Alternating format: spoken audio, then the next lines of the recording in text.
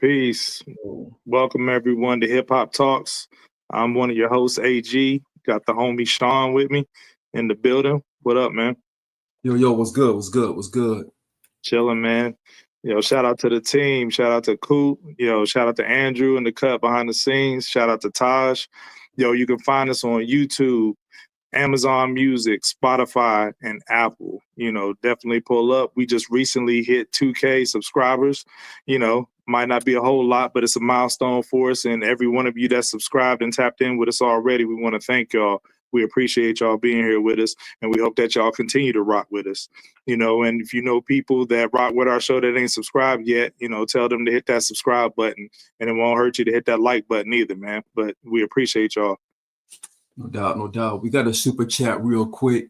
80 Spence, peace. Appreciate you, bruh. Spence from Philly, representing. Represent. We got a lot. Appreciate you, Jack. We got a lot of stuff to get into tonight. Again, shout out to the team. Shout out to the crew. Shout out to all of you who actually tapped in. Those of you who actually was able to get us to that 2K. Thank you all for that.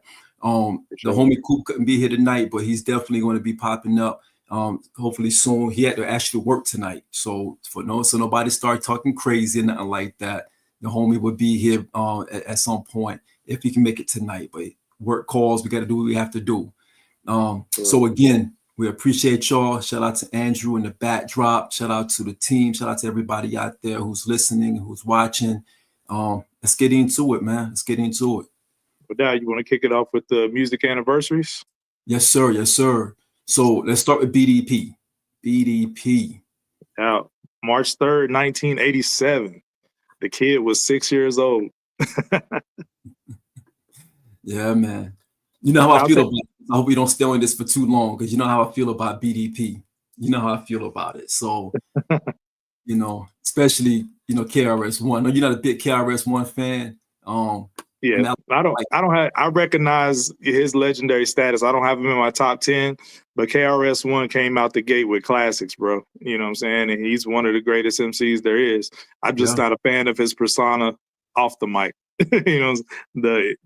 When he's doing interviews, but gotta salute this album, man. It's a classic through and through. So many classic joints on here. You know what I'm saying? Joints that, resonate with you a little bit, like South Bronx, you know what I'm saying? The bridge is over. So yeah. I mean, you got to say it out loud, but no. I don't know even to say. South Bronx is a banger. Shout out to KRS-One. Shout out to Shan. I don't know what else you want me to say. I have no opinion on South Bronx. It's tough on here. 9mm Go Bang was crazy. I do want to ask you this, because I was 6 years old when this album came out.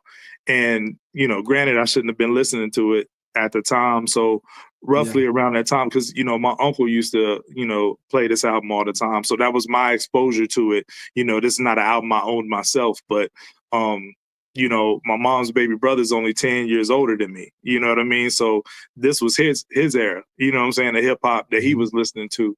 So I was exposed to a lot of this stuff at an early age. So was you tapped into BDP, when you was like, 6 or 7 when this was coming out? Absolutely. I was 7 when it came out. Mm-hmm. So yeah, I was definitely tapped into it. My OGs, my uncles, I had an uncle who was a break dancer. I had an uncle who was a rapper. God bless the dead. So yeah, I was definitely tapped in. This guy was teaching me, exactly what hip hop was, and not just as music, but as a culture. So growing up around those uncles like that, my uncle told me, he said straight up, he said, yo, man, this kid KRS-One is for real. He's the real deal. And he was like, yo, Shan got to be careful dealing with this kid. I remember that conversation as a young boy. And I wish Shan never responded, man, to be honest. Because, shout out to Shan, man. Queens get the money. It was like, kill that noise. As soon as he said that, man. That track was dope, though. You know what I'm saying? It was. It just wasn't enough. It wasn't enough. Not at that time, man. It wasn't enough. Because at that time, you got to think about it. You're going up against a hungry KRS-One. Yeah. A hungry KRS-One. And you got everything around him. You got the Bronx behind him, and hip hop started in the Bronx. You got all of that going on. you got so much happening at that time. It's very difficult to be able to manage that. And that's the thing, you know, the momentum took off and it was very difficult. It was very difficult for Shan to keep pace.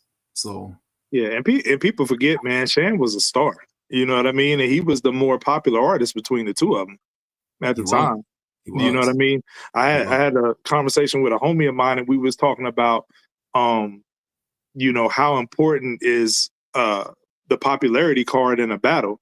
You know what I'm saying? And my whole point to him was that it don't, you know, as we seen with the Drake and Kendrick Lamar thing, you could be the more popular artist and, you know, still lose. You know what I mean? Popularity really doesn't do you any favors at the end of the day. You know what I'm saying? And I think this is one of those cases because Shan was, you know, clearly the more popular artist at the time, but he just couldn't handle, you know what I'm saying, what KRS-One was coming with. Yeah, no doubt. No doubt. I mean, again, like I think KRS-One said before, he said it once before, like if Shan did not say anything at all, what would happen with him? Right? If Shan didn't respond. But like he said, you know, it's hip hop. So you kind of gotta respond. You kind of gotta say something. And you can't just lay it down. You just can't lay it down. But again, shout out to Shan, shout out to the Juice Crew, shout out to KRS-One, Boogie Down, BDP. It was a great time. Time that I don't want to talk about no more. All right, we can move on. What we got next? Queens get the money. So the next one, De La. Yeah. To speak to that, man, and me and you talk a lot behind the scenes, so you know, I feel like I'm in a safe space saying this because I know you're kind of in a similar boat. I wasn't really, I was on to De La like, you know, later. You know what I'm saying? And the whole native tongues movement, you know what I'm saying, with Tribe, you know, De La, the Jungle Brothers. I wasn't really a huge fan. Like, you know, Tribe more so out of everybody. I rock with them, but I was more so listening to, you know, Wu-Tang or even before that, NWA and those type of groups or Ghetto Boys and that stuff. So, but I respected their artistry. You know what I mean? But when you know, De La came with 3 Feet High and Rising, I respected it. I mean, he had joints on there. Me, myself, and I, Buddy was getting a lot of play in circulation. And they were feel good, you know what I'm saying, records that, you know, there was bops at the time. And I was a little kid, you know what I'm saying? I'm like 8 years old or whatever. So I'm rocking with those records. But just overall, I wasn't really, you know, a lot of people have this album as a classic, but I wasn't in love with this album like that. You know what I mean? Because I appreciated De La as I got older, you know, towards my later teenage years, more so than I did when I was like really young. But, and as far as their own catalog, I kind of prefer De La Soul Is Dead to 3 Feet High and Rising personally. But yeah, I was kind of late to that party on De La. Me too. I ain't gonna front. I'm not gonna sit here and be like, well, I'm a hip hop head. I know it. Nah, I was late to the De La thing. I'm be honest. This came out with 89. I'm 8 years old. I didn't know. I'm gonna be honest with you. Potholes in My Lawn was the one that stood out to me. Fun song.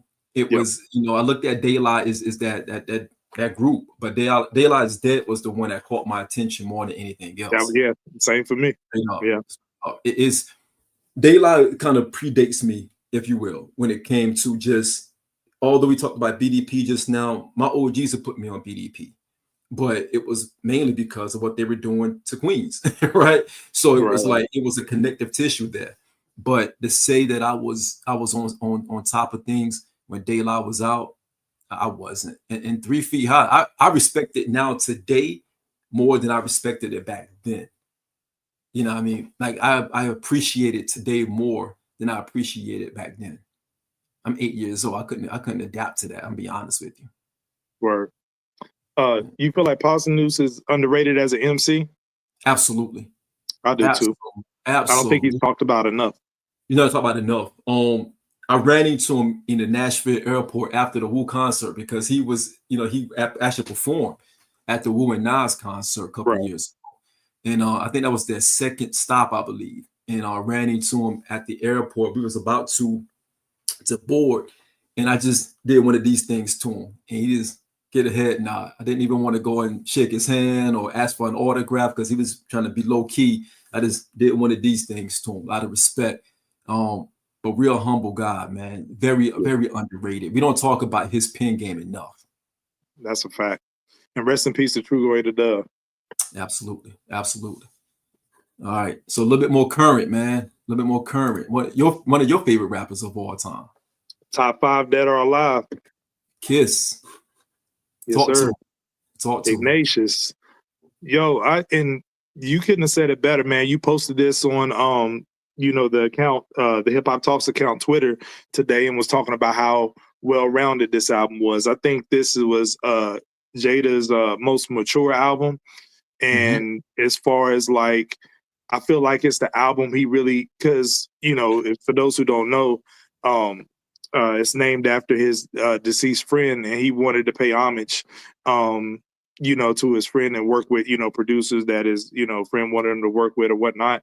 And the subject matter and the way he approached this album, I really appreciate it. It's not my favorite Jadakiss album, but I think that it was arguably one of his best efforts because he wasn't real formulaic with this album as far as in terms of how he went in the studio to how to create it. Like, that's my only knock against a lot of Jada albums. You can tell he was like, well, I need a club joint. I need a joint for the chicks. I need a street banger, or, I need the concept record. I think he just really spoke from his heart, you know what I'm saying, on this record, and you can tell it. And it's pretty dope, man. I give it a solid 4. And it's his last solo effort, and this was 5 years ago. So I hear he has a new album coming pretty soon. So I'm definitely anticipating that. But this is the last effort we have from him, and I think it was a pretty solid one. No doubt, no doubt. Like I said on the Twitter, man, this is his most balanced album, because you're not getting super lyrical Jada, punchline Jada throughout the entire album. You're getting introspection Jada on this album. I don't have it as his best, or I maybe have around his 4, maybe number 4. Out of the 5, I think I have around 4. I got it 4 too. I got Kiss the Game. Yep. You agree? Then I agree. Then Kiss of Death second. Yeah, I agree. Kiss of Death is pretty dope. Yeah. Then this or Last Kiss would either be 3rd or 4th. Last Kiss production is better than this. I agree with that. I do think top 5 Dead or Alive is his worst album by far. And it had some highs on it. It had a couple of highs on it. Mm-hmm. It had a couple of highs on it. This one is the most complete from beginning to end. And it's steady, very steady. Nothing wows you, in my opinion. Nothing really wows you on this album, but it keeps you in the pocket, because Jada stayed in the pocket the entire time on this album. Because it was a homage. It was a homage album, to rest in peace, Ice Pick J. And you could tell that he was wrestling with this one as well, for the namesake of the album itself. So I hold this one pretty near and dear, because I think this is Jada kind of stepping outside that box that we kind of put him in as a pure lyricist or punchline. And I feel like this one, he kind of took a gamble, to be quite honest, with the pen. He took a gamble. Right. I feel like the album was one of my favorite Jadakiss tracks is Feel Me and Still Feel Me. The emotions he brings forth on those type records, I feel like he channeled that into this album instead of like, you know what I'm saying? Because we just get those tracks from him every now and then. But the standout track for me was obviously Hunting Season, because everybody was clamoring, for him to finally collab with Pusha T. So I'm asking you, who you think got that collab on Hunting Season? That was tough. I think Pusha may have edged him just a little bit, though. It's tough. Because Jada did come with it, though. I got Jada, but I'm biased though. I'm biased. Yeah, you biased on that. Yeah, I mean, but Push did his thing. He did his thing. That's a tough. As he always does. So we got one more. No, 2 more. 2 more. Black Rob. This one is tomorrow. This is actually for tomorrow. But I wanted to go ahead and get it in there. Pause for tonight. So I have to wait a whole week. But this one is special. Very. I think this Black Rob album is a classic. I'm not mad at that. I give it a 4.5 mic rating. I think the source gave it a 4.5 too, if I'm not mistaken. Remember, they rated. I think they rated twice or prematurely. They rated prematurely before right, because this album took years to make. Before it finally came out. Yes. I'm not mad at you calling it a classic. Say that again. I'm not mad at you calling it a classic. I personally, it's very, very close. So I'm not mad at you calling it a classic. I don't consider it a classic, but I'm not mad at you calling it that because it's right on the cusp for me. It is. I think it's a classic though. I can understand you saying this on the cusp, but I think it's a classic. I'll be honest with you. This joint, man, it started off, man, life story, the intro. Sets the tone for the entire album. And it doesn't, we keep going. You got Whoa. You got Looking at Us. Can I Live? Espacio with Lil Kim. Espacio. Crazy. I like Spanish Fly. Yeah. It's just, there's so much. The production, I Dare You. Remember, I Dare You was their lead single back in like early 98. Yeah. Crazy. Yeah. So it just, for me, I think it's a classic. I think the only thing, again, the production on this joint was like probably some of the best production for the Bad Boy era.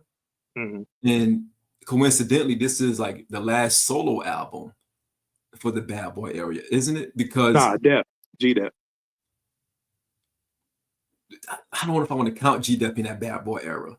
I'm talking about like at their prime, you mean? Their prime, yeah. Because G-Dep came in 2001, maybe. This was 2000. G-Dep was probably 2001, or I don't think it was late as 2002. Yeah.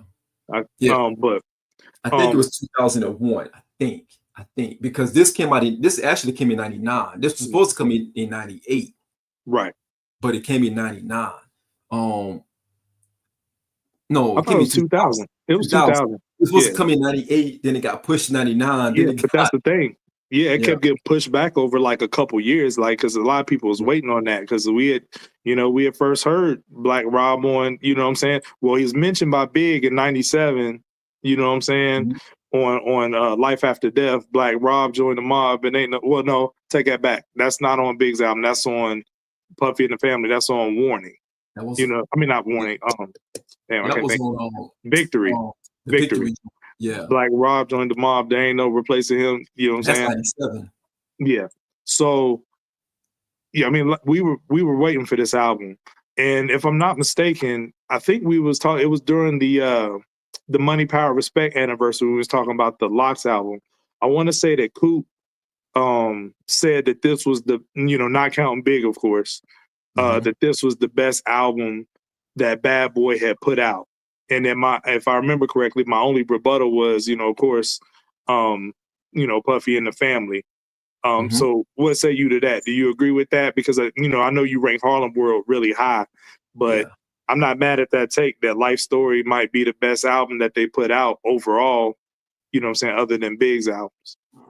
I think, and I can't forget Sean. Sean album did come out in... Yes. I think his album came out it had to be 2000. Yeah, because I remember that was like my freshman year at college. Yeah. That was 2000. That was, I was in Kosovo. Yeah, that was 2000.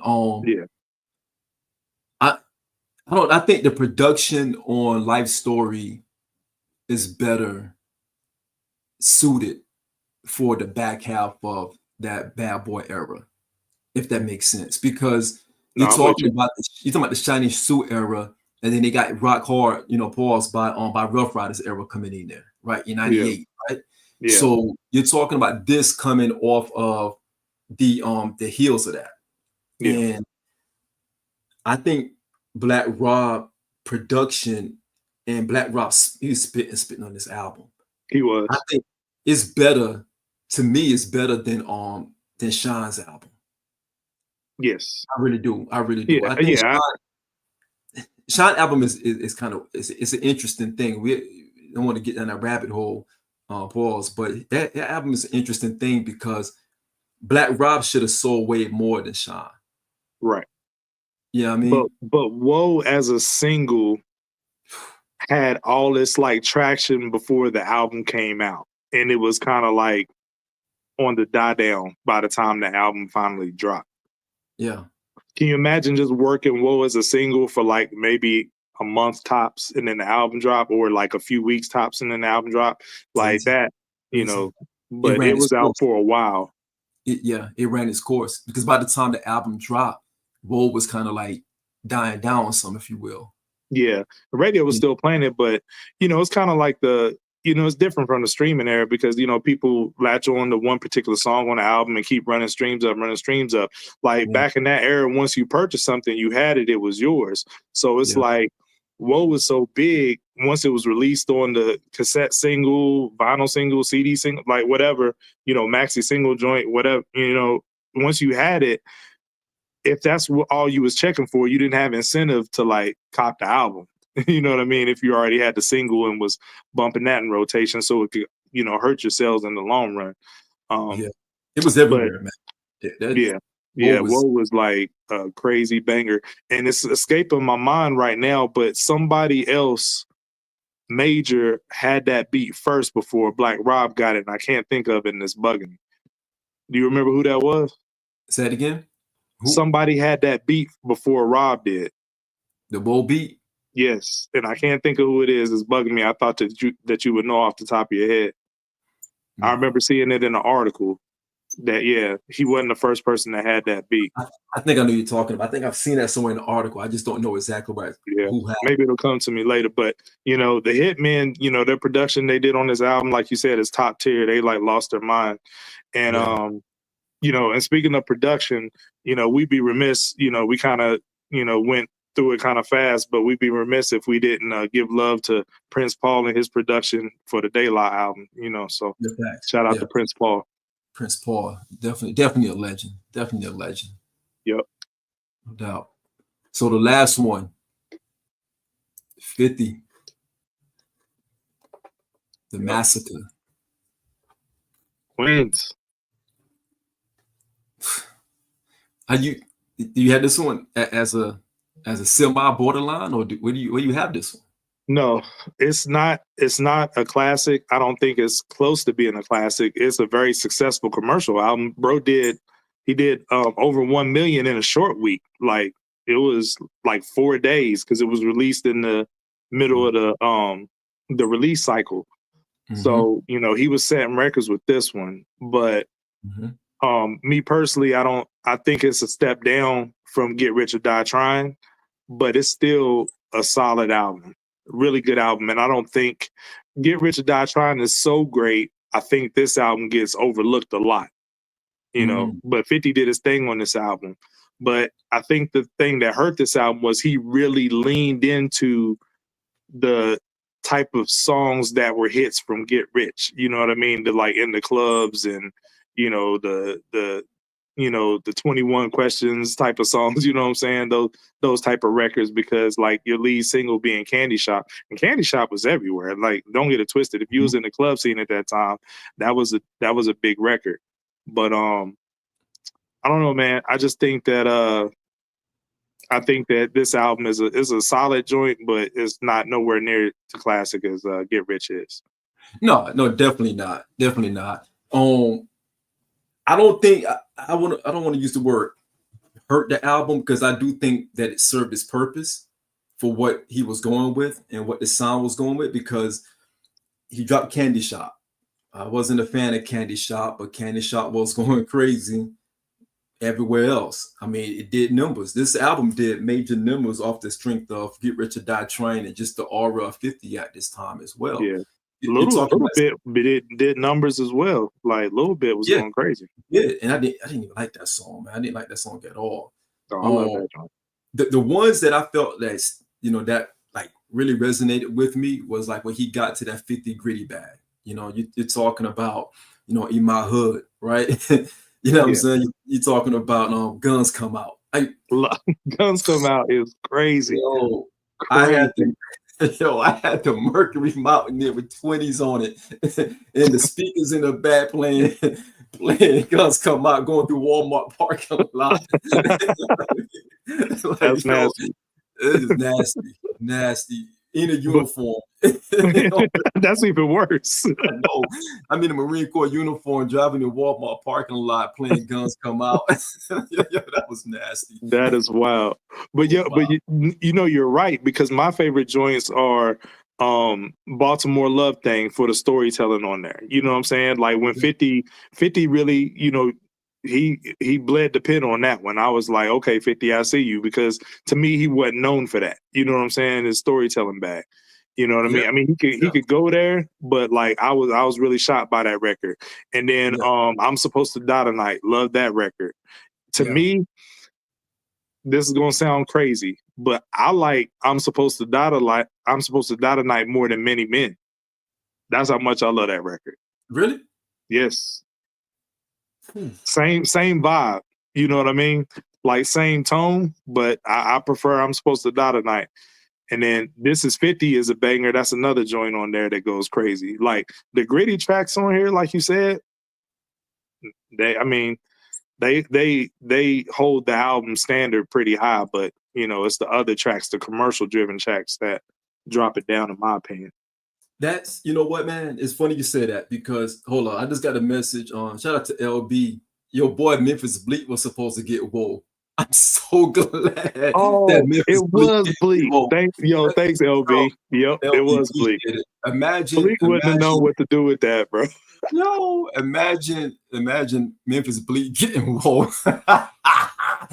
Yo, that's nasty. That was a belly laugh. That's hilarious.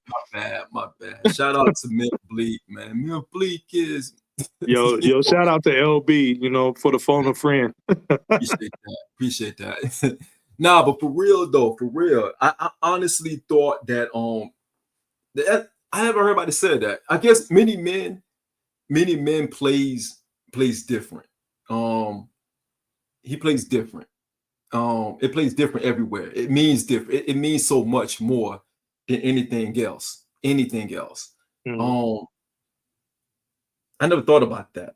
But I'm supposed because I look at that song as the sequel to that, like a direct lineage to it. I've always looked at it that way. Yeah. I ain't thought about that. I might think about that some more, to play that some more. But no, I can see that. I still have Many Men very, very high, because of everything that it captures. I'm Supposed to Die Tonight, to me, is still second fiddle to Many Men. Both of them dark, both of them great tracks. But if I'm gonna put one on, I'm gonna put I'm Supposed to Die Tonight personally. No, I got the song in my head now. The Guns Come Out. I actually did Dre lost his mind on that, man. Yeah, he went crazy. He did. I was gonna ask you this though, because the album already did like stupid numbers. I think it sold like 11 million worldwide. I think 6 of those was US. Was Magic Stick, was that supposed to be on this album when he gave it to Kim, or was that a leftover from the Get Rich sessions? Because I wonder, if I remember, somebody in the chat correct me if I'm wrong, but I think that it was a leftover from Get Rich. Okay, because what I was saying, because I thought I could have swore I read somewhere in an article that it was left off the album because it was in the same vein as Candy Shop, so that's why he gave it to Kim. But I could be wrong. But at any rate, you know what I'm saying? Dude had so many hits, he was just giving away stuff, you know? Yeah. He was on a roll, man. When you're in a roll like that, you got the hot hand. He had the hot hand. But much respect for 50, because at the end of the day, nobody's put their crew on and like really had them eat off their personal success more than 50. What he did, you know what I'm saying, with Beg for Mercy, coming off of Get Rich or Die Trying, and then set, you know, the GU, the members up for success, you know, Banks, Buck, and Yayo in prison to come home to success before he put out his second solo album.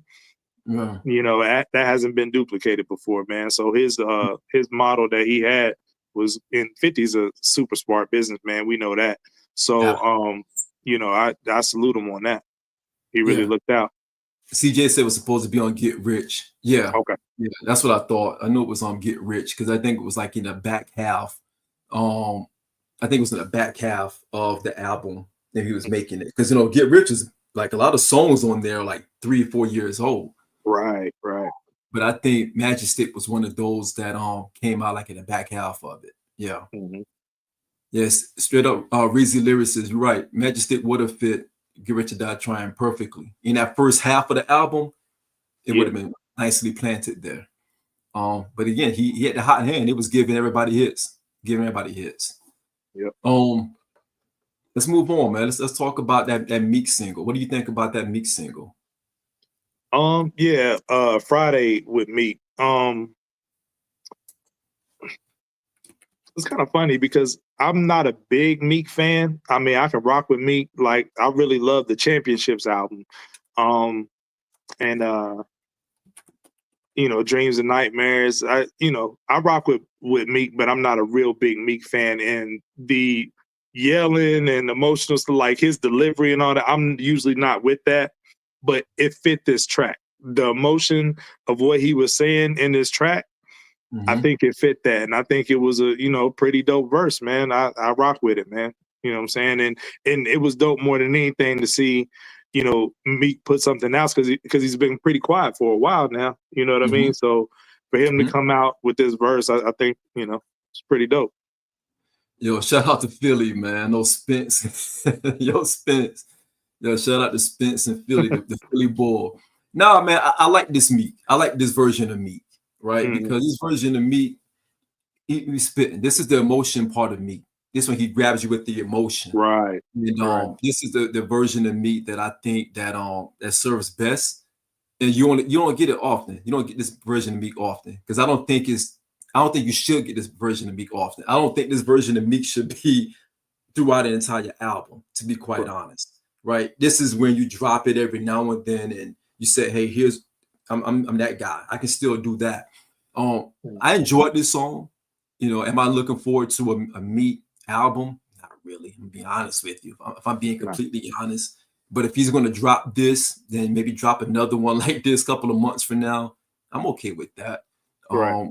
But again, this is the Meek that you want to hear. For me, this is the Meek I want to hear. I don't want to hear that other Meek, that other stuff that Meek be doing, and that Twitter Meek stuff. I don't want to. Yeah, he need to log out of Twitter. Yeah, no disrespect to Philly at all. Shout out to my Philly people, but nah, I like this portion of Meek, not the other pieces. Yeah, this was dope. No doubt. So we got new full projects instead of just songs. Which one you want to go to first? You want to do the big hit? Let's go Big Hit, man. Let's go Big Shout Hit. out to Big Hit, man. Free Big Hit, and that's the name of the album. But for real, Free Big Hit, locked down right now. I'm gonna keep it real, man. I was disappointed in this one, because we waxed poetic about a couple big hit projects on our show. Last year, all three of us, me, you, and Coop, we were fans of Blacks and Whites. We were fans of the collab album with Game. You know what I'm saying? Paisley Dreams. This one I don't think lived up to those like at all. I wasn't really a fan of the production, and then I went and looked to the credits because I was kind of thinking, I was like, man, Hit Boy is not in pocket, like he usually is, you know what I mean? Because I wasn't feeling the production. But then I looked at the production credits, and although Hit Boy produced majority of the album, he didn't produce the whole album. So I'll shoot him some bail in that regard. But overall, I just wasn't feeling this. But I do respect the move, what Hit Boy is doing for his dad, trying to keep his name and his legacy out there while his pops is locked down. He recorded a gang of music like while he was out for those few years. Hit Boy was keeping him in the studio, so these are a lot of those tracks, I guess, from those sessions. And I appreciate his son Hit Boy doing what he got to do to keep his pop's legacy alive. So yeah, no doubt. Free Big Hit, man. Free Big Hit. I love this. I like this joint, man. I'm a Big Hit fan. He's straight to the point. He's blunt. It's like there's no cookie cutting when it comes to Big Hit style and his flow. And I appreciate that. kicking the song off. The Game Just Forced Me. Got What You Need. Awake, the one that he had a featuring Hit Boy. I love them joints, man. And again, I hope the big homie gets back home straight up. That energy in hip hop is needed, especially with the West Coast, being on top of the game right now. I just wish Big Kid was, here to be a part of that, man. He probably wouldn't take part of the other pieces of that, but just having him as a staple in today's climate would have been a really good thing, man. So he was on the pop out stage, so he was, but he's the OG, man. He's the OG, and I don't think that you want to, get Big Kid on a record dissing anybody neither, man. He'll take it over the fence, man. Right. No, I think he was just embracing the moment, because think about all the time he did lockdown, and then he's out and seeing the West Coast thriving. Like he probably ain't witnessed that at all at any point. You know what I mean? If he was locked down, during the Snoop and Dre run days and all that stuff. So, but yeah, the joint with featuring Hit Boy, that's probably my favorite joint on here. But yeah, overall, I wasn't feeling it. But you know what I'm saying? I'm still glad they put this out. No doubt. So, God, Busta, man. I don't know if we need to do this one.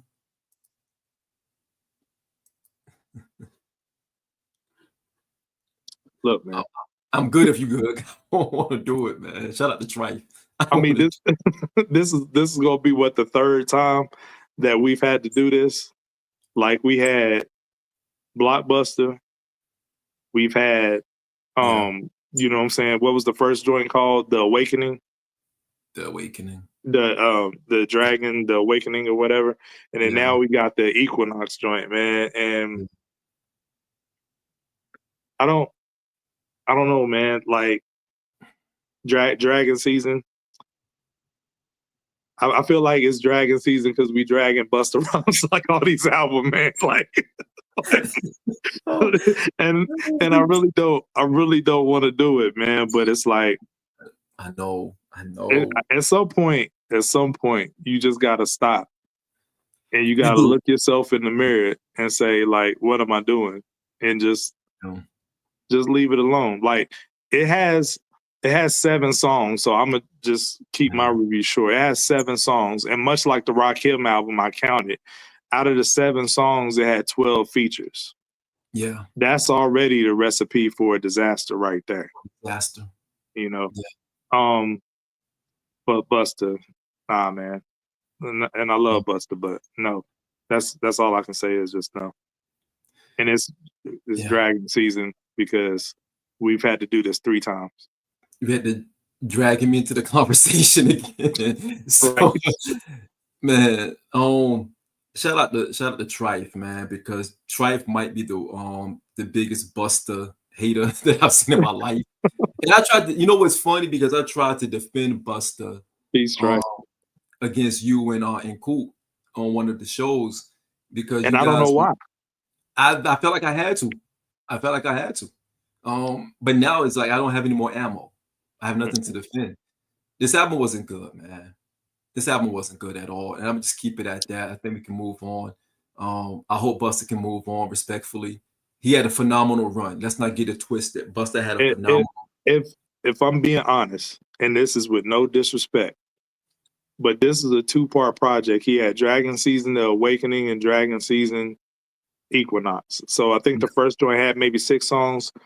This joint has 7 songs. Why not drop it as one project and only do this to us once? Ego. So we don't have to live through this 2 separate times. It's ego. It's ego, man. It's just like a bad double album. I guess you got to have ego and confidence to be a rapper, to be an MC, to be an artist. But at some point, you got to be able to say, you know what? I lost a step or two. And it's okay, because ego will get you out there and look crazy. You know what I mean? And this is what's happening right now. He's walking around. Let me get out of here. Let's move on, man. Let's move on, because I'm about to say something real crazy. And I said I was going to be loved all year, man. So I'm going to come into 2025 and show love, no matter who throws it back, who doesn't throw love back at me. And we still love Busta. Busta's a whole legend out here, so don't get it twisted. But and that's why I want to be very mindful, because he is definitely a legend, and I don't want to disrespect the legend at all. But I also want to be fair. I want to be fair, firm, and consistent. And this is an intervention. It is. This is Dragon season, the intervention. Like we're telling you, like this is might be time. You to drag yourself to the sideline, man. Respectfully. Moving on, man. Shout out to Busta and the Flip Mo Squad. No doubt. All right, Joe Mo. I hope you having a Harlem. Yeah, yo, CJ. I hope you wasn't gonna catch that, CJ. Yo, y'all gotta relax, man. I started a pandemic with the pause thing. Shout out, a pause pandemic is crazy. Pause pandemic is crazy. Jomo. I like this album. Wow.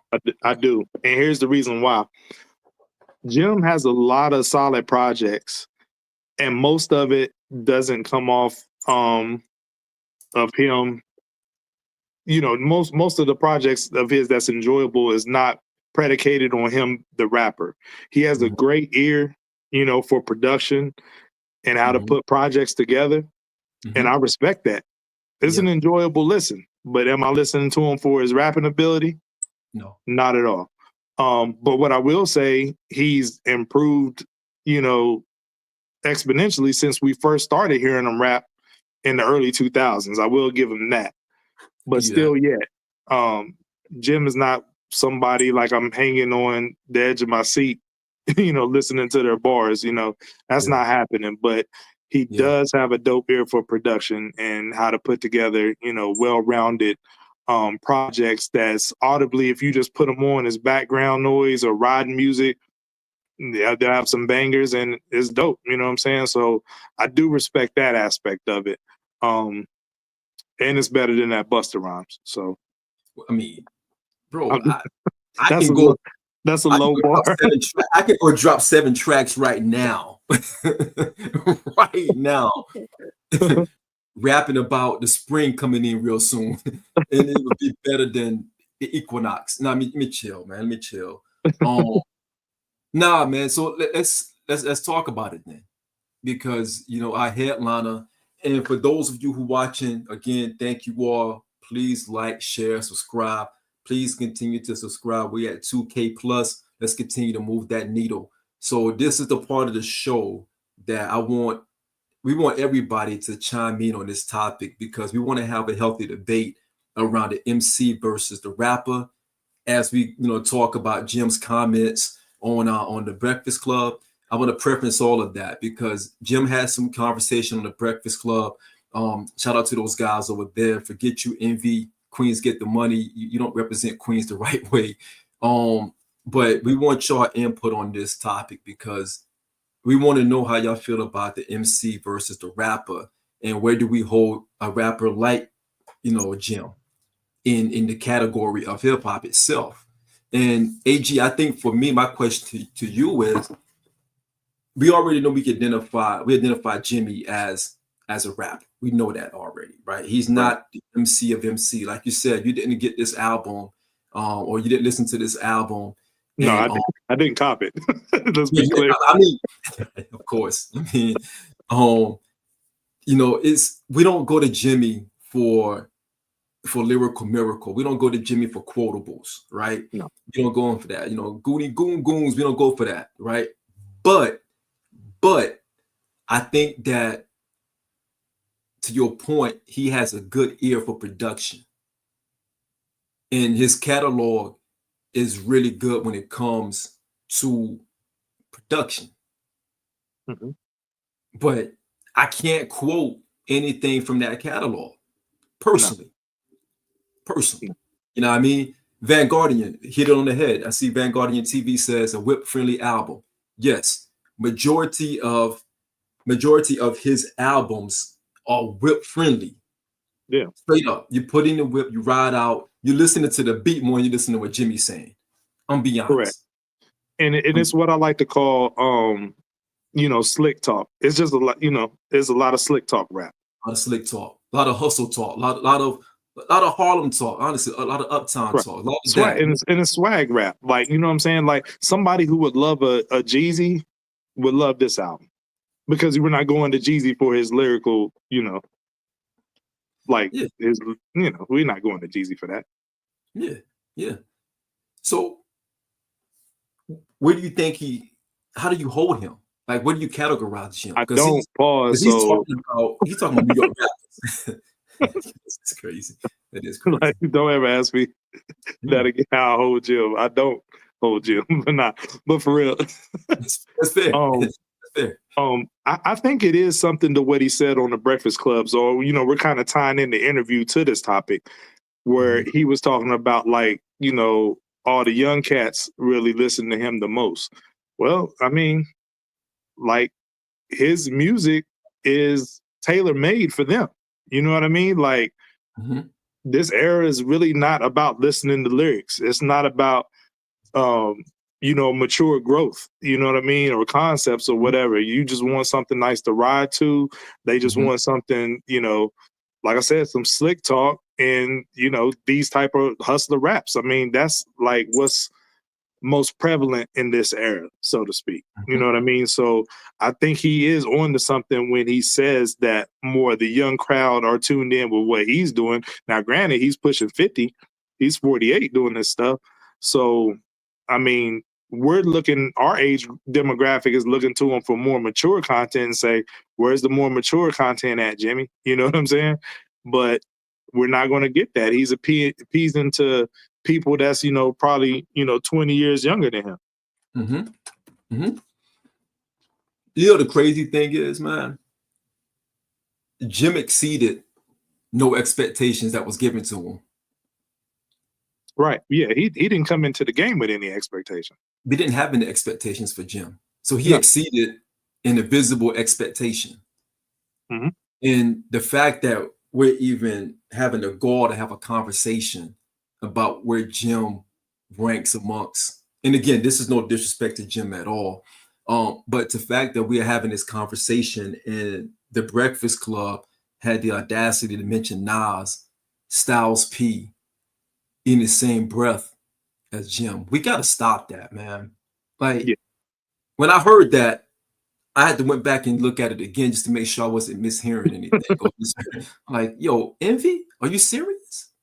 Like, you should have put a plug right there and said, no, we're not going to do that. We're not going to say that. We're not going to do all of that. Because, well, he posed the question, though. Who's that? Envy? No, Jim. He was like, name anybody who's as hot as me. So I'm not even putting that on the host, but what the host threw out. And I don't know if you noticed it, but he proceeded to move the goalpost multiple times because they started naming rappers and he was like, no. I mean, New York. So just New York rappers.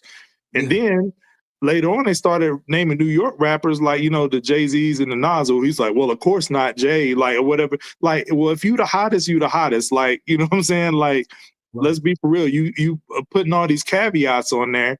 First you say in New York, and then we name it other New York MCs, and then you say, well, I mean more so, my era or this or that, or these people are excluded. Like, it should be excluded nobody, like Jay said. Yeah. But who is his weight class? Who is Jim's weight class? And here's the funny part. This is what pissed me off. To your point, Envy and what's the name, Jess Hilarious and Charlemagne entertained Jess wasn't it. on this one. The other shorty was on this one. Jess wasn't on this one. It was somebody else. I forgot her name. It was. Oh, okay. Yeah, I don't know this young lady's name, but I had something to say about what she said anyway. But anyway, like it pissed me off that they were actually entertaining it, like saying certain people that were still above his weight class at the end of the day. And bro tried to, Jim tried to say it's like, well, he said Styles P's catalog wasn't deep enough. What? Like, you know what I'm saying? Like, Bro, Styles P will fade you in the verses like all day long. Like Jim's catalog is not like that to pull from. Now, granted, he has the ability to pull from Diplomat stuff, but Styles has the ability to pull from Locks records. And we saw what happened last time. I could, and even if he's restricting it to New York, I could name 10 people off the dome, New York related, that would fade Jimmy in the verses. So I don't know what his points was. Again, that's when you got, her name is Lauren LaRosa. Thank y'all for that. Okay, thank you. Yeah. She was the one who made that comment, because she was the one who said Nas wasn't outside or something like that, or he wasn't, active or what have you. Which again, she didn't do her homework evidently, because if you at the beginning of the interview, she said that she had never heard the Jim Jones album. Right. She said that, and she said she had to really dive in and listen to Jim Jones to really understand what he was doing. So, and then when she said Nas is not putting out a project like that, well, he did have the album. Bro did 6 albums in 3 years. Yeah. And then had the nerve to question, was it really reaching, the youth like that? And, we talked about this behind the scenes. If you're linking up with a producer like Hit Boy, you're by design trying to tap into an audience that's younger than your core audience that was already there. And he tapped in with Hit Boy for 6 straight projects. And if you're not trying to reach out and get the younger guys and it be successful, you don't get a joint like Spicy. You don't get a joint like Motion. You don't get a joint like One Mic, One Gun. Those or Wave Guys, those records, well, Wave Guys maybe not, because that's more in the primo bag. But those records don't get made. And shout out to our Discord. Our Discord is one of the where we have the dopest hip hop conversations. Somebody pointed out in there, Nas has, almost 10 million listeners on Spotify, like 9 point something. Yeah. Jim Jones has almost 900,000, which is a tenth of what Nas has. So if we're doing the numbers game, you don't think a tenth of Nas's listeners, more than Jim Jones has for his whole entire fan base, are people of the young demographic? Because mostly people our age and up ain't streaming like that. No. They got they got Nas's physicals and they rocking with that. They still playing CDs and they whips. You know what I'm saying? So it's like, you mean to tell me Breakfast Club that you don't think at least 900,000 people that's streaming Nas's music is not the younger crowd? Like, get out of here with that, man. Exactly. Because us old heads, we don't know how to stream like that. Still trying to figure it out. I mean, I do, but yeah, you got an 18-year-old son. You know what I mean? Walking you through, like, hey, Dad, you ain't lying. Like, you know what I'm saying? He was shout out to Jack. I saw George's school Jack on something earlier today in the Discord. Like, yo, Jack, you could do this. Like, you know what I'm saying? But that's what he's going to school for. He's going to school for computer science and tech stuff. So, shout out to my son. There you have it. You know what I mean? So again, who is Jim's weight class? Because here's how I look at it, and I don't want to be disrespectful when I say this. So don't take it, Jim, whoever, any Jim fans, Harlem, don't take this the wrong way. Jim, imagine if Spliff Star had a comparable catalog. You know what I mean? You said no disrespect. That's not disrespectful. Spliff Star he's. I think Bleak would fade Jim in the verses. Absolutely. If we talk of weight classes. Absolutely. But would you take Drag On in a versus against Jim? I think that's where you would have to draw the line. I think Jim got that. I don't know, man. Yeah. I think Sheik, Luch, once you get past balling and all that, I think Sheik would fade Jim in the verses. Sheik would fade Jim in the verses, absolutely. Especially if you could pull Lock stuff and he pulled Dipset stuff, Sheik can fade. See, that's what I'm saying. The names that they was calling out, I'm like, why? Sheik fade him easily.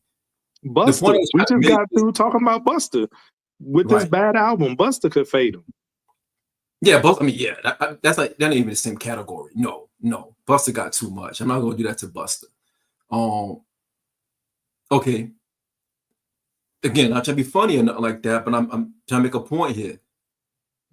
Jim is what happens when someone had an opportunity, they took advantage of the opportunity. They never really got better. They got incrementally stronger just because of their voice and the sound. Imagine Horse. If Horse would have followed up with something similar to that after his verse, after Uchiwali, that's kind of like why I look at Jim. Now, I'm not saying Jim and Horse in the same category. I'm not saying that. I'm not going to be that disrespectful. What I'm saying is Jim overachieved because no one had any expectations for Jim to do anything at all. Because I remember we were listening to Jim in the very beginning. I know a lot of people listening to, we were laughing. Like, what is this? Like, straight up. Because Jungle and Wiz and all them was like way better than Jimmy back in the early 2000s. Way better. And even if I look at it in retrospection, because you think about the Dipset album, right? The double CD. That was the coming out party. Pause for Jewels. Mm-hmm. You know what I mean? Then you go to Dipset Immunity Part 2. Jim is barely on that album for a reason. Because now they started talk, you had G.R. Rada on there. You know what I mean? You had Hell Rail on there.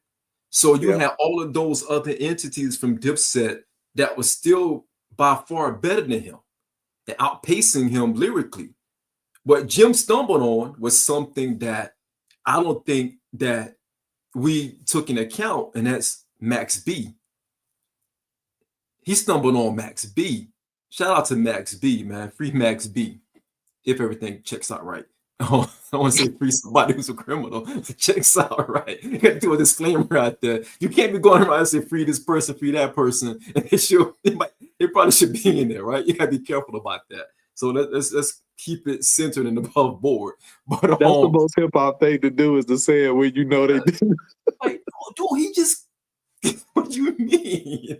What do you mean free him? No, you see what he just did. You see oh my God! Read the news. Read the raw report. You see what happened? Like, oh man. But nah, Max B's pen and Max B's influence was the thing that gave Jimmy that booster shot, right? Stylistically, yeah. Stylistically. And my homeboy, who's actually from Harlem, shout out to Carl, he was on that wave since its inception. Mm-hmm. And he used to let me listen to old Max B joints. And I'm like, I never knew nothing about Max B at this time. But he was like he was that wave stuff, man. And he was like, yo, this is the one. This is who's next. And then unfortunate circumstances happened. Jimmy, got in front of it, and here we go. Yep. I mean, he stole his whole swag, if we being honest. Stole his whole swag. We got a super chat. My bad. I see you guys in the super chat. Double. You bad. Yo, salute to Double. Salute to Double. And we about. You bad when 10 albums in, we talk about improving. That is crazy. That is crazy. Yo, CJ. shout out to Dub, man. CJ. Yo, CJ, peace, bro. Can Jim beat Yayo in the verses? Yo, that's crazy, CJ. I was just thinking that in my head. And my answer is no, because we just talked about G Unit. Jimmy does not have a single album better than Thoughts of a Predicate Felon. Period. He does not. He does not. And if I'm being honest, man, here we go. Kings get the money. Yayo to get me hype, man. Yayo. Yayo got some joints out there, man. He does. What's the joint? I Know You Don't Love Me. That beat is insane. And Yayo kicks it off. And 50's hook, man. 50's hook. He went crazy on that joint. Yayo went crazy on You Don't Love Me. He went crazy on that. Yep. I see Christopher Hogan said we hating on Jim. He don't do it holding Harlem down. No disrespect to Harlem at all, Chris. No, straight up. I mean, we calling it what it is. We just want to put things in perspective, because at the end of the day, I don't think he's really holding Harlem down, because he's saying Harlem. Is he holding it down, or is he dividing it? Facts. Just because he's saying Harlem all over the album, that doesn't mean that he's holding it down. Is he trying to sell himself on the idea that he's Harlem? You know what I mean? Like, again, no disrespect to Jim at all. I got almost every album that Jim put out in his first run. I do. I own all of them joints. So His I'm best not. one is Capo, I think. I think Capo is a really great album. And I don't use the term great loosely. I wouldn't I say think great. I wouldn't put great beside Jim's catalog by the album. I would say good, overachieved. Yeah. Well, yeah, and that's the thing, because we rate people on different scales, right? So when I'm first listening to the album, I'm not expecting to be blown away by it, right? You know what I'm saying? So I'm super pleasantly surprised. But that album stayed in my rotation for a very long time. You know what I'm saying? So yo, these chats are crazy. Poets say Bow Wow was better than Jimmy. I'm on too hard. But then again, I don't know. To be fair, Bow Wow's Ohio. That's not New York. Bow Wow might go crazy on him in the verses, though, man. Yeah, for sure. They mentioned Fab. Listen, not in the same category. Jim is not beating Fab in the verses. And I was offended at the Styles P thing, because he know better than to say Jada's name. He know better to say Jadakiss' name. So he said, you know, they mentioned Styles P. Once you get past Ballin', Styles P is getting them out of here. And I'm not even sure about Ballin'. Between Good Times and Ballin', what are you taking? I can appreciate the fan base taking Ballin' because of what it is. But me personally, Good Times for me. Good Times. Me too. Good Times. Because Styles P first album to me is a 4.5. Easily. Straight up. Easily. Yep. And in real time, I didn't like Ballin'. In real time, I was not gonna say that. In real time. It got played out for me. I loved it initially, but then heard it so much it got played out, you know. So it did. CJ the Kid, can Jim beat J Hood in the verses? Yes. Yes, CJ. But thank you for the super chat. I don't know. If you give me look, on an unbiased format on a court, yo, J Hood, man. All he got to pull from is the mixtapes, bro. Don't do that. Look, man. Nigga, I'm a hood, stash coke under the hood, pop your girl in the face, stuck her under the hood. Yo, J Hood is crazy, man. Yeah, J Hood, for a moment, J Hood had the streets on lock, but still yet, nah. I don't think Jim can beat Shaheem, the Rugged Child. Now, see, people gonna call us woo bias again, so we just. I just did that to see what you're gonna say. I kind of mean it though. but for real though, I don't like the fact that he tried to stand on his catalog like he got one of the best catalogs out of New York. Like, his catalog ain't deep like that. It's not. It's deep for as like quantity. Yeah, not quality. Like, the quality is not there overall. You got some quality moments. I think each album, if I'm thinking right, I don't have it in front of me, but if I'm looking at his discography and I'm thinking about all of his albums, I can pull about 2, maybe 3 true bangers off of those albums, each album. As far as a complete project, where I can say, you know what, as a complete project, this is like top of the line. I would struggle with that. I would struggle believing in that, if I'm being completely honest. Yeah, but he said New York. I'm gonna just run down some names off the top of my head, because he said in his era, you know what I'm saying, from New York. He said New York. So we'll stay in New Yiddy. All right. So let's just take Jay-Z and Nas off the table, right? Let's take, you know what I'm saying, them off the table, because that's obvious. All right. So he's talking about so what are we putting as a start year? Where are we going with it? Like, where are we gonna say? We're gonna say 99, 2000. Where are we gonna go? I say start with 2002. 2002. So you got let's go 2003, because that's when the Dipset Diplomatic Immunity came out. Okay. All right. So all right, well, that would take Styles P off the table, because Styles P around since 97. But you can probably put Styles P still in there, because his solo discography started in 2001. Okay. So all right. So that's an argument. Let's put him in there. All right, that's fair. So Styles P. No, not even close. Jadakiss. Not even close. That's laughable. Sheik. No, it's close, but no. I give it to Sheik. Fab. No, not even close. Black Rock. Black Rock might not have enough.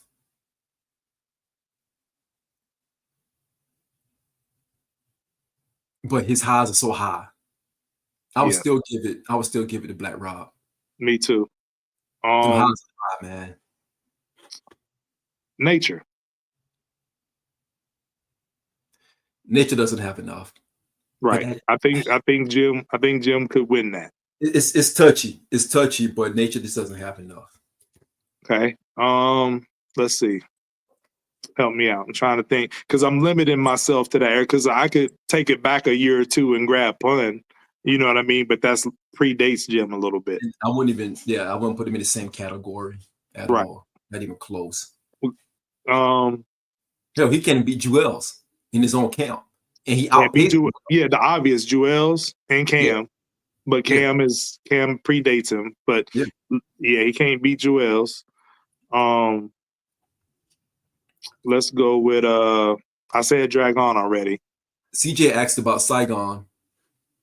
Saigon don't have enough. I don't think he has enough. Don't have enough. Jim would beat Saigon. I said Dragon and he don't have enough. Jim would beat Dragon. Action Bronson. Somebody say Action Bronson. 50. Not even close. That's laughable. But they called out 50. And then he said, "Oh, I don't do nothing with 50." So let's take 50 off the table. We already acknowledged that Yayo would probably beat him. Banks. I don't think Yayo would have enough, though. That's the only thing. Because even if you don't say Yayo, Banks is getting Jim out of here. Banks getting Jim out of here easy. Yeah, Banks getting him up out of here. That's what I'm saying, man. So we pretty much at about 10 rappers is getting them up out of here. You know what I'm saying? Just from his era. And that's when New York was starting to get weak, if we're being real. Yeah. That's when it was kind of transitioning. And again, that's a great point because Jim thrived when New York hip hop was losing its grip because of the way the sound was changing. And it wasn't as lyrically dense. It wasn't as lyrically dense. Because somebody like Jim doesn't even get through the door. It was more bounce. All right, I'll ask you this. Nori. Because Nori is 98 on his solo. Not even close. Not even close. See, that's what I'm saying, Jim. Sorry, buddy. I don't know. Yeah. I mean, here's the thing, man. Like, Jim thrived and Dipset as a whole. They thrived when hip-hop was really shifting because the representation that New York hip-hop had when the South started taking over was that Dipset movement, to be completely honest. Because at that time, what was competing with what was going on in the South? Because the South music landscape was changing. So the Dipset sound, production-wise, Heat Makers and, all those guys, man. They were living off that. They were living off of that, man. And Jim was a big part of that. Yeah. Jim was a big part of that. Because that was an extension of like that whole Rockefeller era, really ran rap just for sonically what everybody wanted to do. Like that soul sample sound was just imitated so heavily during that time. And they were lucky to have Heat Makers craft a lot of their stuff because, Jay was locking in with Kanye and Just and then Bink, and he was going to get their A-folder stuff. He was going to get their best material more often than not. But the Dips could still rely on the Heat Makers to give I don't want to say a generic version of that because Heat Makers got bangers, but still keep that same sound in tow, even though it's not coming from Kanye, Just Blaze, and Bink. You know what I mean? They're still keeping that same sound. So they lucked out with that. CJ the Kid asking he beat Joe Budden. Nah, no, he not Joe, man. No. Hey, CJ, yo, shout out to you because that's a good pull. You know what I'm saying? But I don't know what Joe was doing out there on the basketball court the other day. Look crazy out there. Looking nasty. That's nasty, Joe. Straight up. Somebody need to say it. It's nasty. I ain't gonna talk because I ain't shot a ball in like 2 years. So I played last night, matter of fact, full court. You got crossed over. You know what I'm saying? Your kneecap touched the court. Got it all. Got it all. TJ said Jim or Skyzoo. Skyzoo. Skyzoo's songs ain't big enough. He's way more talented, but his songs ain't big enough. Yeah. Production. To Live? No. You don't think To Live got enough? No, I'm saying Jim can't beat To Live. No. Oh, no question. CJ helping out. CJ got our tally to like about 15. Because CJ knows all of these. CJ, he knows these artists in depth. Like, yeah, I mean, he's a hip hop player for real. Yeah, you know what I'm saying? While we at it, while we in Brooklyn, most def. No, that's a no. No. Poets ask for Pharoah Monch and Jimmy. Queens get the money. I would personally take Pharoah Monch. I would take Pharoah. I don't think he has enough. Yeah, versus is tricky. You know what I'm saying? I think Jim would beat him in a versus, but we're not even going to entertain like who's better. No. Pharoah wiped the floor with Jim. He said, can Jim beat Papoose? Papoose doesn't have enough. He doesn't have enough. He doesn't have anything that'll resonate with the populace. Right. You know, because you got to think about it. Like you said. I mean, Pap's biggest claim to fame is the alphabet slaughter. Yeah. So, I mean, that's not enough. That's not enough. But AJ, the thing is, man, like, again, we're trying to figure out between the MC and the rapper portion of all of this. And we already identified that Jim, he will fall on that rapper side of things. He's a rapper. But as an MC, everybody who was mentioning, majority of them are MCs. Yes. Majority of them, like 80%, 90% of them are MCs. Right.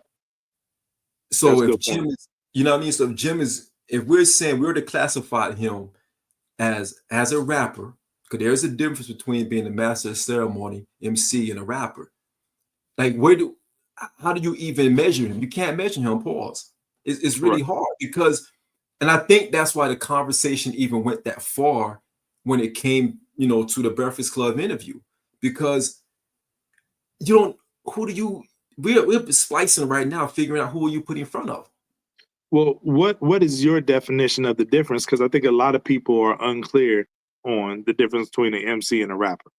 So you personally, what's the difference? Give me 1 second. CJ said not from New York, but Jim or Cassidy. Shout out to Phil. Cassidy, because Cassidy got some big records. So let's not get it twisted. He got some big records. For me, the MC checks everything. The boxes, master of ceremony. That's what it stands for, right? The MC is your storyteller. Yep. The MC has the cadence. The MC has mastered the ability to flow in a pocket, rhyme for rhyme, line for line. The rapper, there's a lot of rappers out there. There's a lot of rappers that are MCs out there because we always talk about rapidy rap. You know what I mean? Rapidy rap. I think Joe Budden always talk about, man, this album is just a rapidy rap album.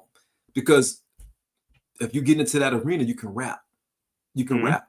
Shout out to our homie Chief. He played one of his joints that he was flowing over in the Discord. And Chief got some flow. Actually. I gotta check it out. I didn't hear that. Yeah. Shout out to Chief, man. That's our fellow sneakerhead. Chief got some. Chief is dope, man. What's up? But if I had to categorize what I heard from him, I would put him as a rapper because he's rapping his ass off. You know what I mean? But when you think about, and that's not a slight to him because I'm telling you that's what I heard from Chief. What was dope. We think about I Am God. I Am God is an MC based on the range. Yes. The range. He has so much range. You know what I mean? We had AJ Snow. Well, how you categorize him? You think about the range that he brings. I heard. Oh, go ahead, bro. No, go ahead. I was trying to think. I heard one of the old heads say it. I can't remember if it was KRS, maybe Chuck D, maybe even dating back to Cool Mo D. But I know for a fact I've heard one of them talking about the difference, and they said that a MC can be a rapper if he chooses to, but a rapper can never be an MC. Yes. And I think that's what resonated with me the most, because you can masquerade as a rapper if you're an MC, if you're that gifted, but a rapper can never emulate an MC. And the prime example of that to me is Jay. You know what I mean? Because Jay is a supreme lyricist MC to the core. Yes. I don't care what nobody says. He's an MC to the core. But when he said, you know, I dumbed it down to double my dollars, you know what I'm saying? He dumbed his material down for a lot of tracks to come off as a rapper, which he pulls off very well. He can live in either, you know, in either place. You know what I mean? You could be a hybrid, if you will, as an MC. But a rapper can't do that. A rapper can't get next to an MC and look like a fellow MC. It's funny you say that, man. I got another super chat. Chief, oh, what's up, homie? Yeah, he said much appreciated. That was a shot. Nah, man, we appreciate you sharing that in the Discord. I gotta check that out, man, for real. Yeah, I think he's shocked that you gave him a compliment because he knows how you are for real. Oh, I've changed. I was so mature, but I've grown so much. No, man, I wouldn't do that. I remember this. So, I had my little rapper career trying to start when I was 15. Yeah. This A&R guy told me, he was like, a rapper. He said, a rapper speaks for the money, and an MC speaks for the culture. I feel that. He said because a rapper is going to give you lyrics on top of lyrics, but what's the meaning to it? Whereas an MC has a meaning and an end to it. Like there's a body of it. Like it's like you writing something. You have a beginning, you have the body of the message, and you have the closing of the message. And he said most likely that's an MC because they're giving you the full body example of what a writer should be. Because that's a writer. You think about Nas, who we always say all the time, Nas is your favorite rapper's favorite rapper. He's your MC's favorite MC because he checks boxes on both sides of the grid. Yeah. He checks the boxes on the rapper grid. Nas checks the boxes on the MC grid. So does Jay-Z. Jay does the same exact thing. He can check the boxes on the rapper grid because you put him in a ring with a rapper, he's going to smoke your boots, right? You put him in the ring with an MC, he's going to smoke your boots unless you're Nas. So, right. Nah, that's facts. That's facts. Yeah. So you got it's parallel until you get to certain pieces where, okay, the box of the MC start to go a little bit further down, where that rapper box may stay right up in here, if that makes sense. You may have 20 check boxes over here versus 15 check boxes on the rapper side of it. Yeah. No, I'm with that. So Jim very much is just a rapper. Which if you're a rapper, there's no problem with that. But Jim, like you said, he's talking about going head to head with people who are MCs. Yes. You know? Yes. And I want to hold on because we got some more super chats on Jim is CJ the Kid asking Jim or Ransom. Ransom is a superior MC, but like Sean said about stuff resonating, I think Jim will win just off of crowd resonating with the crowd. And Ransom, love Ransom, dope MC, but it's very monotone, and listening to 20 Ransom joints in a battle style format back to back to back, I don't think that'll fare well for him. Jim's energy will be there. Yeah. And that changes things a little bit. CJ also asked, can Jim beat Remy? I like how CJ went there because I was thinking that, but didn't get to say it. Remy, I don't know, but I was thinking more so like a Eve or a Rod Digger around that time because we don't have to be sexist and like limit it to the guys. Right. Like it's dope, Yeah. you know, female MCs. I take it back. Rod Digger's not New York, my fault. But I was thinking about, and Eve's not either. She's Philly, but It's all the same. Yeah. say what now? Oh, it's all fair game. Yeah. But I was just thinking in my head that you know what I'm saying, that we could pull out some female MCs too that would probably beat Jim in the verses. So that's a good pull. But I don't know if Remy could beat Jim, if I'm being honest. It's a long night for Jim. Yeah, and the reason, but the reason why I stand on that is because of Remy's best stuff is not her own. It's not her own. Yeah. She's featured on it. She's a feature. Yeah. I got Chief and CJ was asking why Travis Scott smacked Cody Rhodes. Yeah, man, he said he got an injury from that.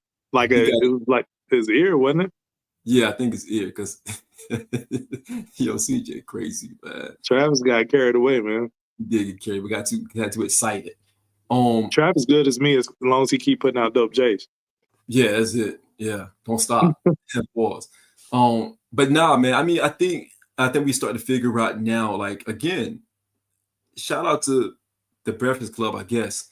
But it's just one of those things where, man, at some point, if you want a platform that large, and you have an obligation to the fans, and not play with the fans in their face. And I think this interview, where at times they could have pushed back and challenged it a little bit differently, they respect Jim, and I get it. You got to respect that person on your platform, but you can respect them by not even asking those silly ass questions. Yeah. You know what I mean? It's like, I think they'd rather play in the fans' face than the artist that's on their platform looking at them with a dead ass serious face. Like, name another rapper that's better than me. Like, yeah, but they did it to Birdman. I know. Don't act like you're stumped. Right. You can't pick and choose who you want to do that too. Because they did the Birdman. They're playing Birdman face. And you saw how that turned out, right? They had Charlamagne ducking and diving between cars, trying to get up out of there. So again, I'm not saying you got to be disrespectful, and this is no disrespect towards Jim. We just trying to figure out in real time, like, how do you, where do you measure him up against? Pause. Like, who do you put him up against, and what category would you put him in?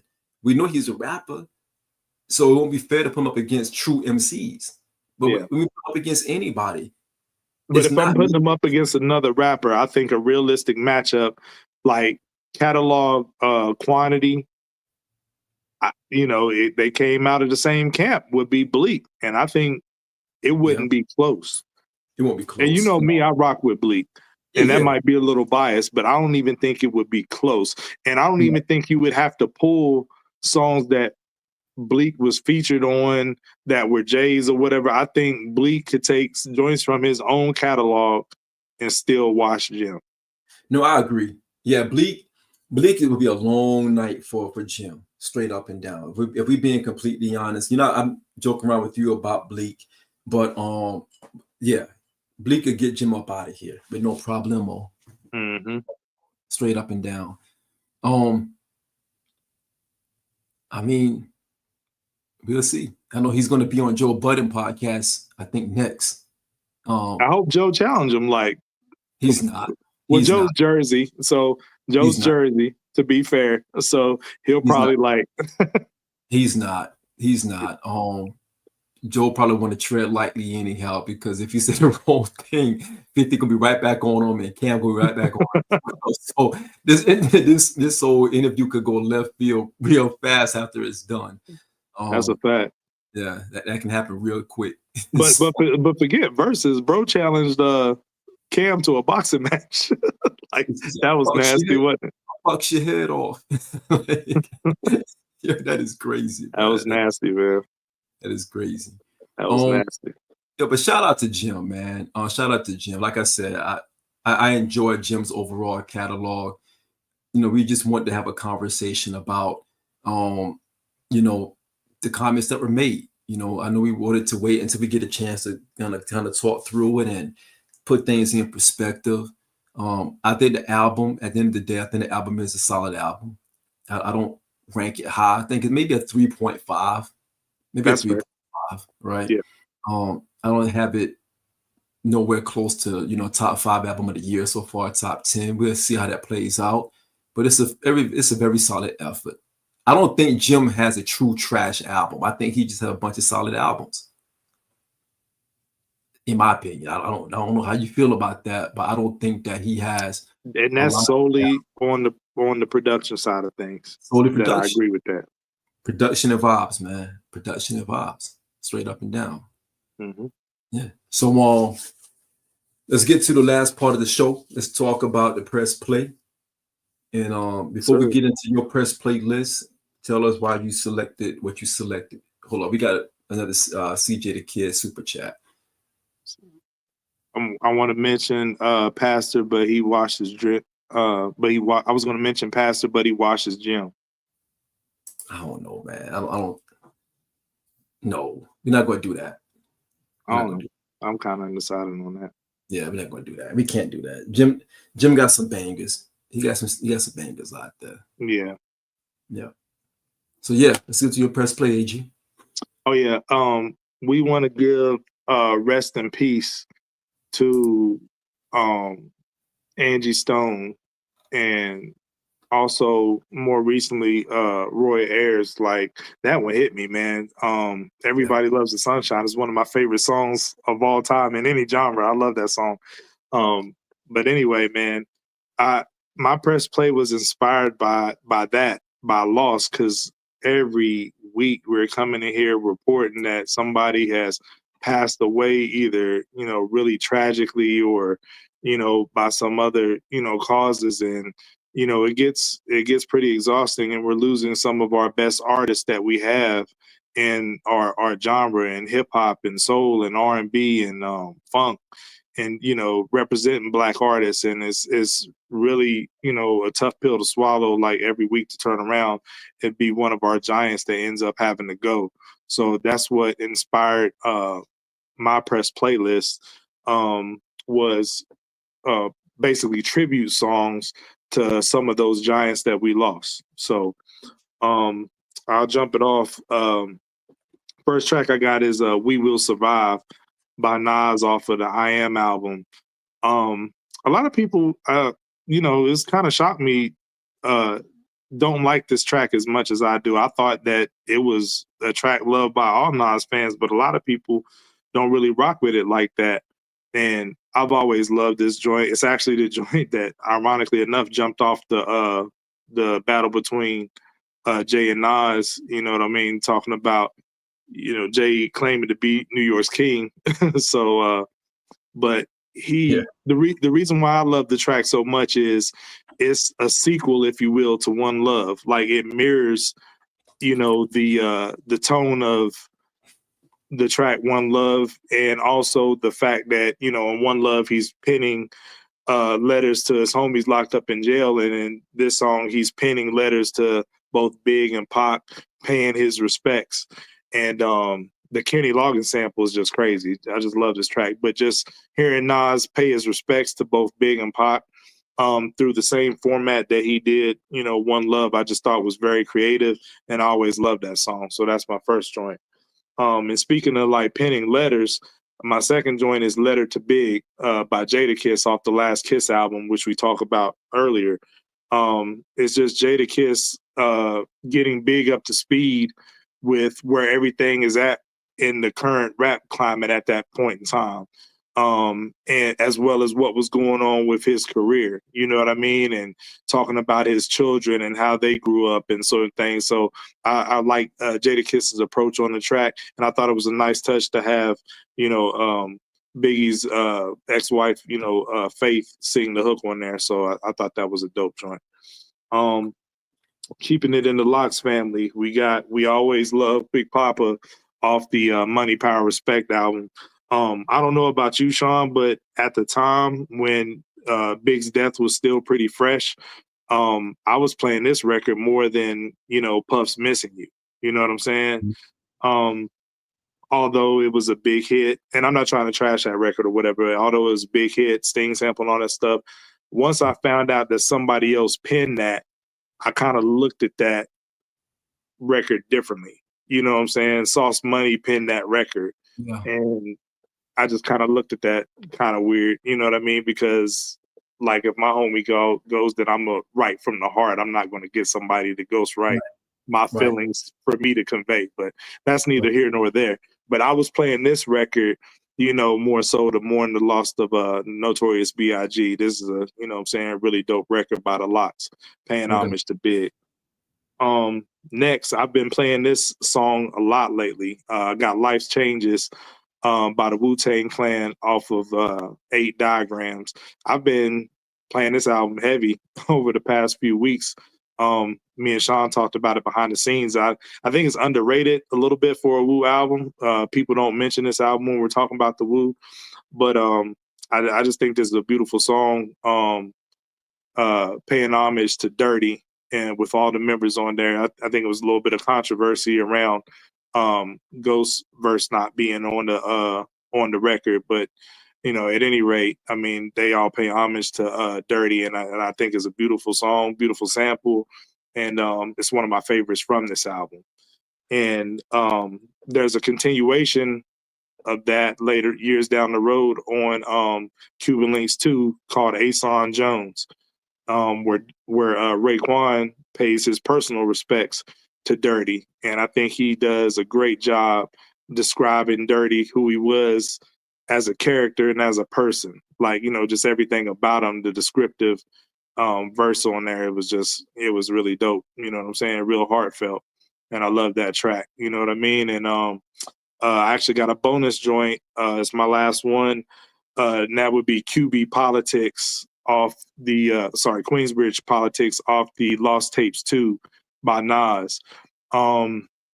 With that one is different. It's kind of an outlier from all the rest because Nas is paying tribute to Prodigy and on the record, but the tone of it is a little different because it seems like Nas is struggling with the fact that P is gone and there was still unresolved issues and tensions in the air among, you know, Prodigy and other Queensbridge brethren at the time of his passing and why his mural was getting defaced and those things.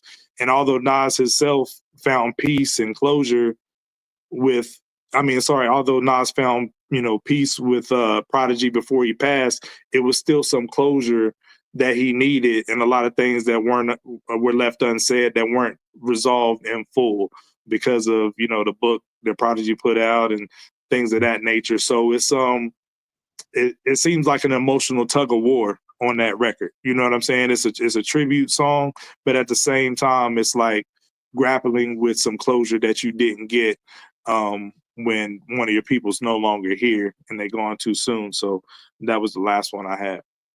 Okay. Yeah, a little somber, but a little heavy. Yeah, I get it.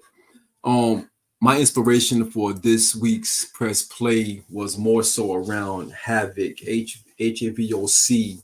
I wanted to share at least 5 songs from Havoc that he didn't produce within Mobb Deep. I was listening to a lot of Havoc stuff as of late, and you know, preparing for his new album that's coming out real soon, Method Man.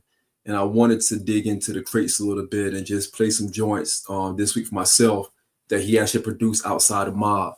And my first one that I had was The Last Day with Big. And again, you know, this is one of those beats that Havoc, you know, you never thought that Havoc would, you know, even do a production for Biggie, right? Especially with things going on back then. But he lays Big with one of the dopest beats on that actual album. So want to represent that one. Can I ask you something real quick? Yeah. Was that the first time you heard the Lox? No. I heard the Lox right before that because I heard them on a mixtape. Was it You'll See? Because that's the first time I heard them on You'll See on a Clue tape. I heard them on a Ron G tape. On a Ron G tape. Yeah. That was like in 96, maybe. Late 96 when I heard 96. Him. Yeah, that's when I heard him. Yeah, I heard on the Clue tape late 96. It was You'll See with Big. Yep. Yeah, I heard him on a Ron G tape, mixtape. With just a freestyle. Okay. My second one was The Promise. Always loved this beat that he gave Foxy. Always loved this beat. Love that song. Actually, one of the top songs on that album. I love that joint. But Right. definitely wanted to represent The Promise. Then I want to go to Lil Kim. He'll Hold It Now, because he actually produced Hold It Now on Lil Kim's album. Love that joint. I thought this was one of those joints that if you didn't know Havoc produced it, you wouldn't have known, because it's not a Havoc sound. And he was showing some range on this one as well. This one, Havoc started kind of tinkering with other beats and different formulas. And I loved where he flipped this one right here for Lil Kim. So Hold It Now is one of those. And one of my favorite ones, Fully Loaded Clip. I love Fully Loaded Clip by 50. This is one of my choices. I think it's the best song on that album. It's up there. The Fully Loaded Clip joint and Havoc killed that beat. Still listen to that joint to the day, man. Jay and Beyonce were kissing. I was banging grams in my kitchen. That was 50 petty, man. But I love that joint. And my last one, man, is actually Chic. Chic at that joint, 45 Minutes to Broadway. And again, slept on album. Slept on album, man. After Taxes, slept on album, man. Yo, Chic would get Jim up out of here. He really would, man. Respectfully, Chic doesn't. People don't respect Chic's name enough. He showed you what he can do in that versus battle when he had his solo joint, when he had a chance to get in front of the crowd and rock the crowd. Yeah. Chic got a catalog for your ass as well. The ultimate glue guy, man. Chic plays the back a lot. When they first came out, he was my favorite one in the lots, for real. Absolutely. So shout out to Chic as well, man. But yeah, man. Yeah, appreciate it. I just want to say something to that 50 Cent joint. Like around that era when that was out, like I was thinking in my head, because Mob, later on signed to 50 Cent and all that. And I was thinking in my head, because 50 was on the decline, after he lost the sales battle to Kanye and all that stuff. But man, like around the time that Mobb Deep signed with him for Blood Money, I was really wanting a fully produced album by 50. I mean, 50 Cent, full 50 Cent album produced by Havoc around that era. I think that would have went crazy. It would have went crazy, man. Because again, you're talking about 50 and Havoc. Anytime they linked up, it was something special. Because that's what you want to hear 50 over. If 50 got to that point where making all the money, you got the hits, and now it's not so much he's chasing the hit, he's just staying in the pocket where the hits resided. Yeah. So, and not for nothing, like Banks, I think Banks, would sound great, a fully produced Havoc joint. Absolutely. Hard hitting. Well, that's the show, man. Appreciate y'all again. Thank you for the subs. We 2K plus and moving forward. Shout out to the chat. We have one of the dopest chats in the game right now. You all keep it going. You're engaging the entire time. We appreciate that. Shout out to the team. Cooper Valley will be back. Shout out to Andrew behind the scenes holding things down. Shout out to LB. Shout out to Elp. Shout out to Double, Trife, Chief, Jack, CLF. If I didn't say your name, I apologize. Shout out to all of you, CJ the Kid, Poets. Shout out to all of you. So we appreciate y'all. And we'll be back. Peace. Peace and love, y'all. You.